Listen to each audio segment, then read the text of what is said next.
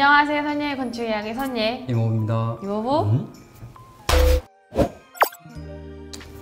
자, 오늘은 건축 실전편 두 번째 현장을 가볼 건데 네. 그 전에 저번에도 얘기했지만 현장에 지금 공사 중이라고 했잖아, 그렇지? 그래서 다음 주에 가볼 현장에 지금까지 어떻게 공사가 됐는지를 이제 설명을 해줄 거야.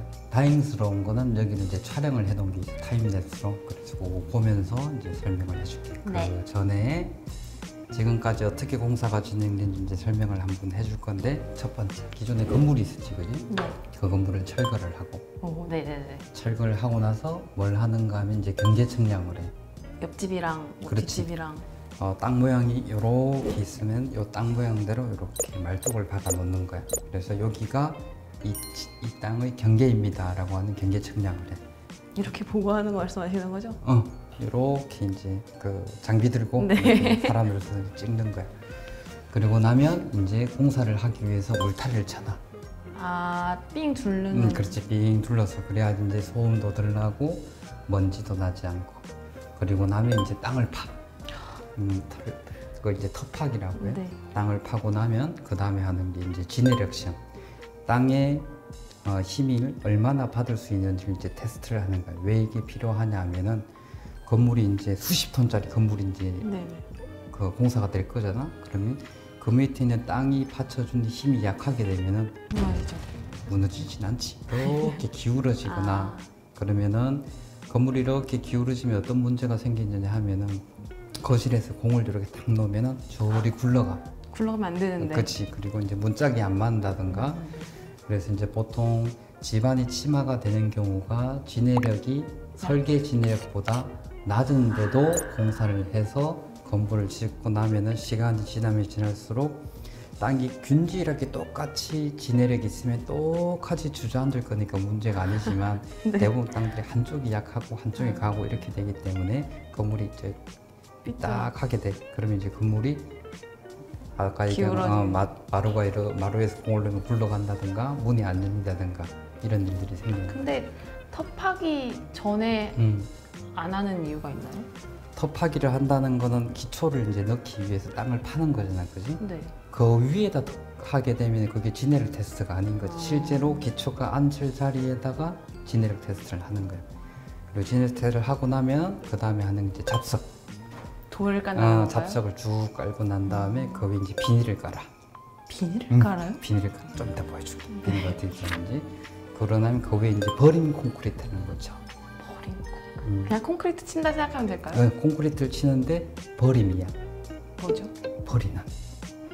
콘크리트가 얘는 그냥 위에 철근 이런 걸 놓을 때 문제가 없게끔 하기 위해서 그냥 구조체가 아닌 그냥 버리는 콘크리트.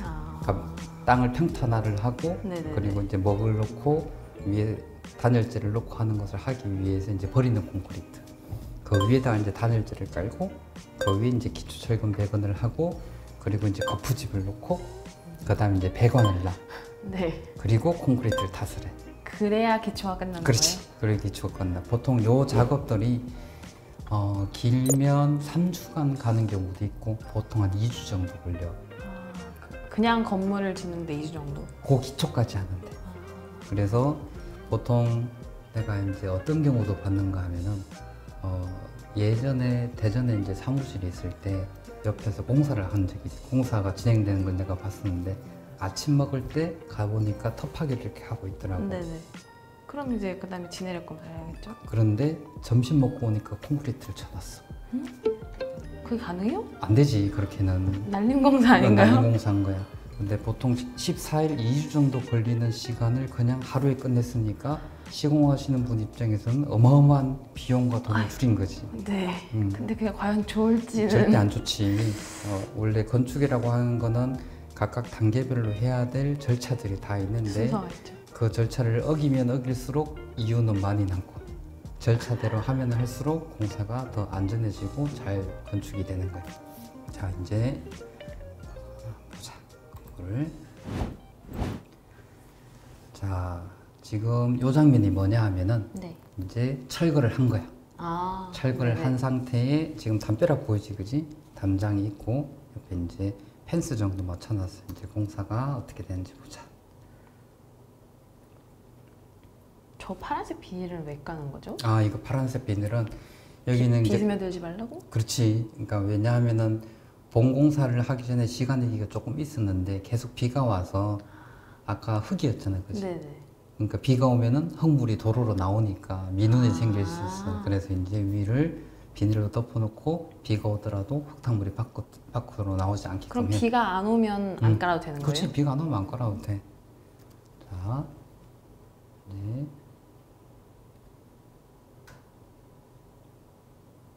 이제 공사를 시작을 해. 네.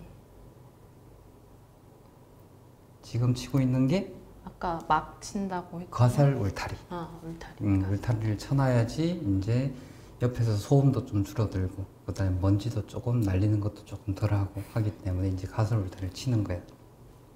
여기는 계약할 때 어떻게 했는가 하면은 울타리 높이를 6m로 했어. 왜요? 왜냐하면은 울타리가 낮으면 낮을수록 소음이 더 많이 전달이 되고 하기 그죠, 때문에 그죠. 외부에서 보일 때도 너무 잘 보이고 이래서 이제 높게 해놓은 차단시키려고. 차단시키기 위해서. 자, 이제 터파기를 하고 있는 거예요. 이제 네네. 장비들이 들어와서. 이제 포크레인이 이렇게 이제 땅을 파고 있는 거고 덤프 트럭이 계속 저거는 정화조를 놓은 건가요? 정화조를 놓은 거야. 정화조를 먼저 놓네요? 왜냐하면은 정화조는 기초보다 밑에 들어가. 아, 그래서 정화조를 넣는데 저기 정화조를 보면 조금 모양이 이상할 거야. 제가 정화조를 실물로 본 적이 없어서. 보통 FRP를 해서 파란색으로 돼 있는 게 일반적인 정화조인데 네네네. 제 같은 경우는 외부에 껍데기가 하나 있어. 아, 왜죠? 왜냐하면 그냥 정화조를 땅에다 놓고 설치를 하게 되면은 네. 나중에 치마가 되게 되면 어떤 일이 생기느냐 하면은 그 오수가 나가다가 끊겨버리는 경우가 생겨요. 설마 그럼 그리고 토압이 이렇게 미니까 정화조가 찌그러지는 경우도 생기게 되고. 그렇지, 터지진 않지만 높이가 치마가 생겨서 다 내려가게 되면은 건물에서 나온 물이 정화조로 들어갔다가 정화조에서 다시 배수가 되는데 이게 쑥 내려가 버리게 되면은 안 되는 거죠. 그렇지, 안 되지. 그래서 그리고 흙들이 이제 밀게 되면은 얘가 이동도 생길 수 있고 그 다음에 정화조에 파손이 있을 수 있으니까 저기 정화조를 보면 외부에 이렇게 껍데기가 이렇게 돼 있어. 네네. 그래서 껍데기가 거푸집이야. 아, 그래서 저 안에다가 콘크리트를 쳐서 콘크리트 벽을 안쪽에 만드는 거야. 근데 왜 여기에다가 이런 정화조를 넣는가 하면은 정화조가 좀 깊게 내려가야 되잖아, 그지? 네네. 그러다 보니까 옆쪽하고 담벼락이 거의 붙어 있는데 얘를 깊게 파게 되면 어떤 일이 생겨? 옆집이 무너질 수도 있잖아. 아, 옆에 집안이. 그래서 이제 거푸집 일체형으로 해서 정화조를 넣은 거야. 자, 이제 계속 하는 거지. 터프기를 이제 계속 하고 있는 거야. 저게 비닐 까는 건가요? 저거는 조금 있으면 비닐을 이제 사면으로 해서 다 비닐을 두를 거야. 왜 비닐을 두를까? 흙 쏟아지지 말라고? 그렇지, 흙 쏟아지지 말라고.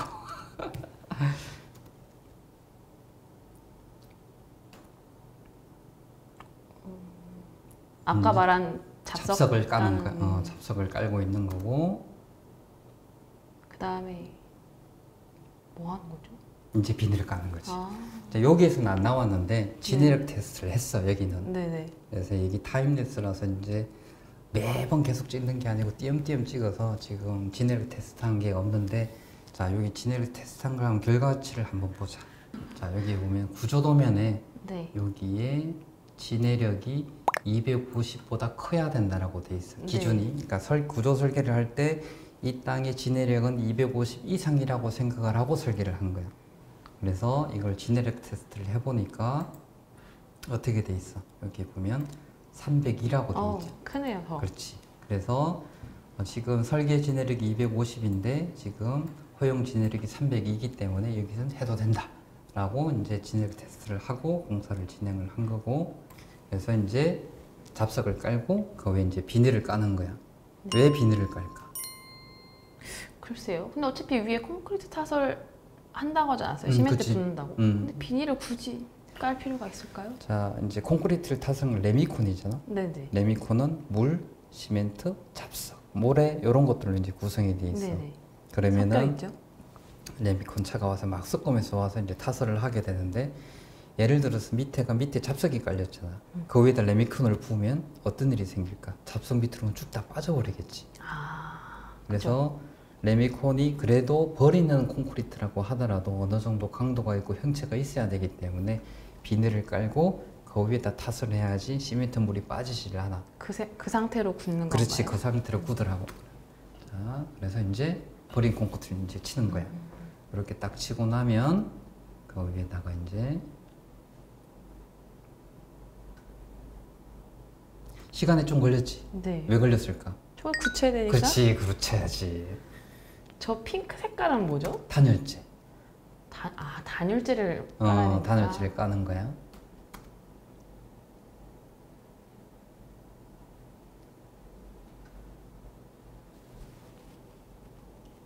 근데 단열재를 까는데 약간 삐딱하게 이렇게 돼 있는데 그 위로 바로 철근을 까네요? 그거는 도면을 보면서 내가 좀 설명을 해줘야 되는데. 설마 저 위에 그대로 시멘트도 붓게 되나요? 삐딱하게 되는데 이렇게? 원래 모양이 그래. 왜죠? 자, 여기 기초야. 기초 단면도야. 어떻게 돼 있어? 요렇게 삐딱하게 돼 있지. 네, 사선. 헌치가 이렇게 돼 있지, 그지? 그래, 도면을 보면 잡석을 깔고 아까 본 것처럼 네, 네. 필름을 깔고 아까 그 위에 버린 콘크리트를 치고 네. 그 위에다가 단열재를 단열재. 넣고 그 위에 이제 콘크리트를 붓는 거야. 근데 기초가 요런 형태로 돼 있지. 요걸 이제 매트 기초라고 하거든. 네. 그래서 대부분의 힘들이 여기에서 받게끔 돼 있는 거야. 여기 이제 슬라브고 여기 이제 주기초. 그래서 그럼 그 끝에서 힘을 받게끔 하는 건가요? 그렇지. 이제 여기 구조도면을 좀 보면은, 자, 여기 이제 1층이 구조 평면도거든. 여기 보면은 어떻게 돼 있어?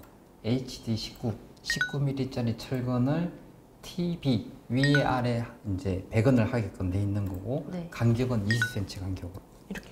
그렇지, 20cm 간격으로 위에 하나, 밑에 하나. 그리고 여기에 보면은 FG1이라고 돼 있지. 네. FG1의 상세도가 여기 있어.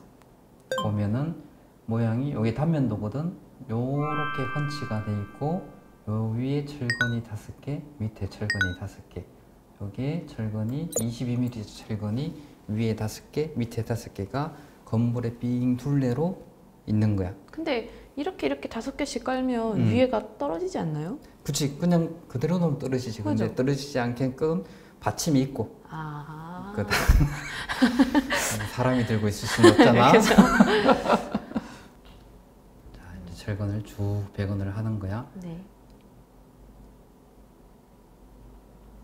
엄청 많이 들어가네요. 많이 들어가. 그리고 이제 거푸집을 빙 눌러서 설치를 하지.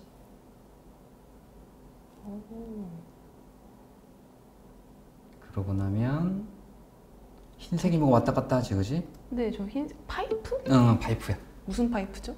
오수 이런 배관들 위에 넣어야 되니까. 그치, 이거 이렇게 그죠? 천정으로 올 수는 없잖아. 그죠. 그래서 한쪽에 모아서 건물 바깥쪽으로. 그러면은 이쪽 파이프는 무슨 파이프일까? 빗물? 오수 아까 정화조 같잖아. 저게 이렇게 들어가는 그래서 거예요? 정화조로 빠져나오는 거야. 그런다. 이제 배관 공사들을 이렇게 다 끝내놓고 나면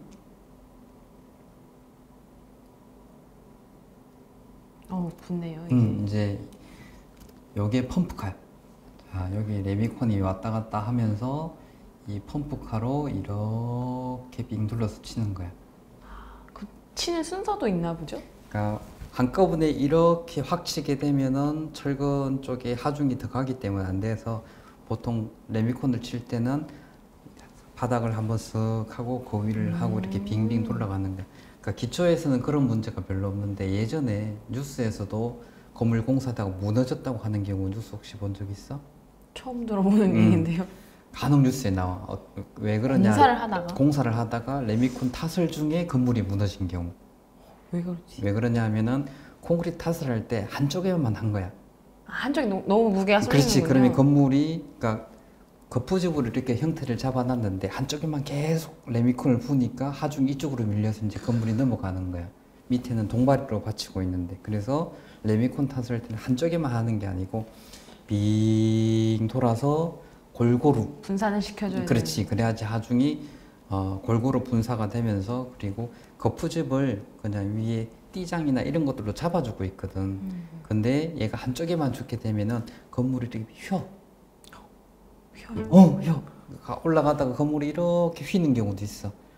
답이 없네요. 그렇지. 그래서 레미콘 치는 것도 기술인 거고 잘 쳐야 돼. 그래서 벽이 이렇게 있으면은 벽에 여기부터 조금씩 해서 빙 돌아가면서 이렇게 계속 치는 거야. 저는 레미콘도 기술이 있어야 될 줄 몰랐어요. 붓는 것도. 여기 보면은 요 아저씨 왔다 갔다 하지. 네네네. 자, 요 아저씨가 요 붐대를 이걸 누가 움직일까? 뒤에서 사람이 이렇게 돌려서 할까? 그러게요. 여기가 이제 요만한 기계를 가지고 이렇게 움직이는 이렇게 거야. 조정하는 거군요. 저기 뭐지? 드론 조종하듯이 그렇게 해서 왔다 갔다 하면서 이렇게 조종을 하는 거야. 찐 기술자시네요. 그래서 이제 이렇게 타설이 딱 끝난 거야. 타설이 끝나고 나면은 또 말려야겠죠? 그렇지, 당연히 말려야 되지. 자, 여기에 이렇게 튀어나온 것들 있지. 네. 여기 뭘까? 기둥? 그렇지, 기둥자리야. 왜냐하면은 이때 철근은 이제 기둥 철근을 이렇게 넣기 위해서는 걔가 그냥 그대로 콘크리트에 박아 넣으면 걔가 넘어지겠지, 그지? 그죠. 기초하고도 힘을 못 받을 거고. 그래서 어떻게 하는가 하면은 기초부터 해서 기둥 철근을 이렇게 뽑아 올려서 위에까지 올려놔. 미리 올려놔요? 미리 올려놔. 그리고 새로운 기둥하고 기존에 있는 기둥 철근하고 이제 이염을 해. 이염을 하는 방법이 이제 겹침 이염도 있고 아니면 용접하는 경우도 있고 커플링으로 하는 방법이 있는데 대부분 겹침 이염을 해. 그래서 겹침을 하기 위해서 미리 좀 한큼 뽑아 놓은 거야, 철근을. 그래서 이제 거푸집도 갖다 놓고 이제 다 말랐지, 그지? 네네. 차가 왜 계속 왔다 갔다 하지? 네. 왜 왔다 갔다 할까? 글쎄요. 요 기초를 친 데서 이제 유로폼을 거푸집을 떼고 나면은 그 위를 채워놔야지 거기에다 이제 자재를 놓거나 작업을 할 수 있는 공간이 생기는 거야. 그래서 장비가 작은 장비가 와가지고 저 위에 흙들을 이제 다 채워 놓는 거야. 자, 여기에서 근데 이 모서리 부분은 안 와도 되는 거예요? 그러니까 시멘트 부어야 되는 거 아닌가요? 여기 있는 데가 기초 도면 다시 한번 봐요. 자, 아니 아까 흙을 똑같이 채우더라고요. 맞아, 똑같이 채워. 자, 여기 도면에서 보면 아까 봤던 기초가 요 기초고 네네네. 요 옆에는 어떻게 되어 있는가 하면 나중에 잡석을 채우고 그 위에다가 고압 블록을 까는 거야. 네. 즉 아까 여기 보면 여기 이제 1층 평면도잖아. 네. 요 선이 있지. 네네. 요 선까지가 기초 선인 거야. 네네. 요 나머지들은 아까 얘기하는 고압 블록으로 대체가 되는 거야. 아... 그래서 콘크리트가 요 실선이 있는 데만 콘크리트 치고 나머지는 흙으로 된 상태에서 나중에 공사가 거의 다 끝날 때쯤 그 위에를 잡석을 깔고 거기에 이제 블록을 설치를 하는 거야. 굳이 저기에다 콘크리트 칠 필요가 없잖아. 왜요? 저도 뭐 어차피 쓰는 공간이잖아요. 쓰는 공간이긴 한데 거기다 나중에 배관 설치해야 되고. 그럼 힘들죠. 그치, 배관도 설치를 해야 되고 여러 가지 작업들이 많아. 그리고 굳이 여기는 하중을 안 받는 곳인데 기초까지 그 넓게까지 칠 필요는 전혀 없으니까 실제 하중을 받는 곳까지만 기초를 설치를 하고 나머지는 포장으로 가. 여기서 요거 보이니? 네, 아까 그 정화조. 정화조인데 아까는 흰색이 아닌데 흰색으로 바뀌었잖아. 네네. 그러니까 요 안에다 콘크리트를 친 거야. 벽을 이제 저 안에다 만들어 놓은 거야.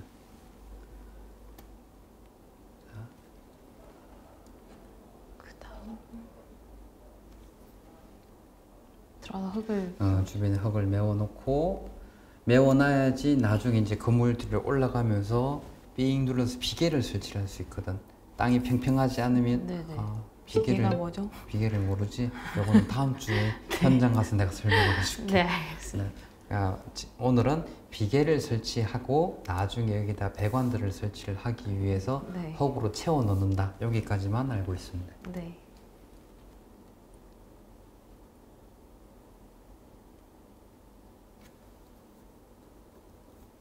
계속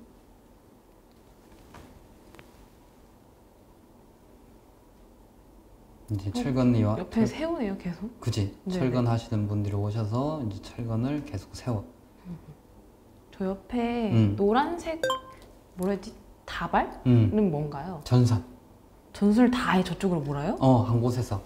그러니까 외부에서 전기가 들어오잖아, 그치? 네. 그래서 한 곳으로 이렇게 들어와. 네. 그래서 올라가서 2층, 3층, 4층으로 빠져나가는 아, 한쪽에서 모아서 올라와서 거기서 그치. 퍼진다는 거죠? 뭐가 찌끔찌끔씩. 그치, 지금. 나무판 같은 게 왔는데 저게 그러니까 이제 거푸집이라고 하는데, 네. 그러니까 거푸집은 크게 두 가지가 사용이 돼. 유로폼하고 합판 거푸집. 네. 네. 유로폼은 다음 주에 현장 가서 내가 보여줄 거고, 네. 합판 거푸집은 또 보여줄 건데, 유로폼은 주로 벽에 사용하고, 네. 합판 거푸집은 계단실하고 슬라브에 주로 사용을 해.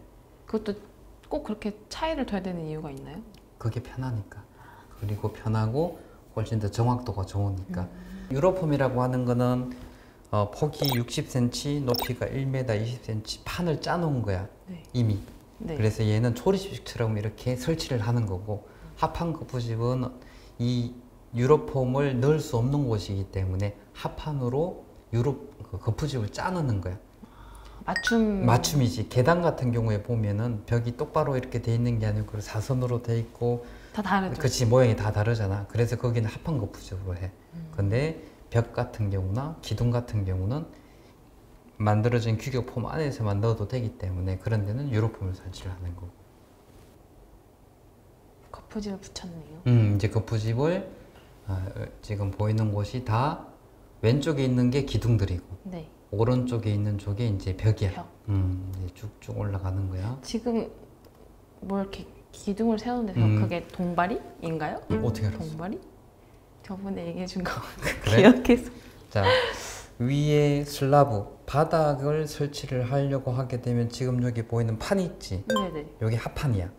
얘가 공중에 떠 있을 수는 없으니까 그죠. 얘를 받칠 것들이 필요한 거야.